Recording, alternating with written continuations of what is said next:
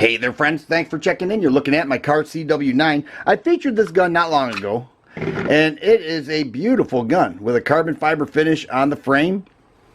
And I've got about 300 rounds downrange, and it has performed excellent. So I wanted to make this my carry gun.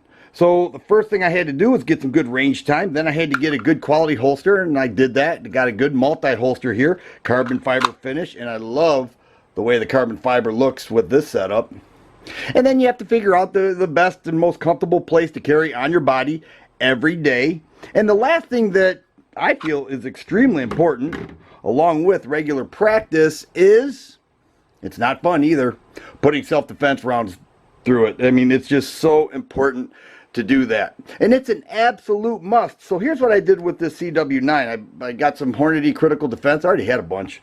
But this is 25 bucks for 25 rounds. So each shot you take is $1 a shot, but you get peace of mind, and that is so important. You look at all the things that could go wrong. You know, you could not cycle well. It could hang up on the ejection. It could have a light primer strike. It could hang up on the feed ramp. You know, it may not cycle through the magazine. All these things could go wrong when you use different types of self-defense ammo. So you really need to check that out. Now here's a good example. Here is the critical defense.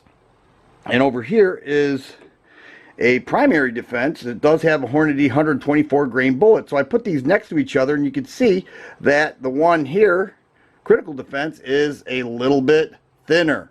So how do I really know, if I decide to use these, that it's going to work well in this gun or any other gun for that matter? Here's another example, and I did this as well. I put a box of this Federal HST rounds in 380 through my CW380. It worked great. Now I have more peace of mind when carrying it. Now here's Hornady American Gunner, and here is the Federal HST. Look at how much fatter the Federal HST is than the American Gunner. And the Hornady American Gunner goes a little bit taller.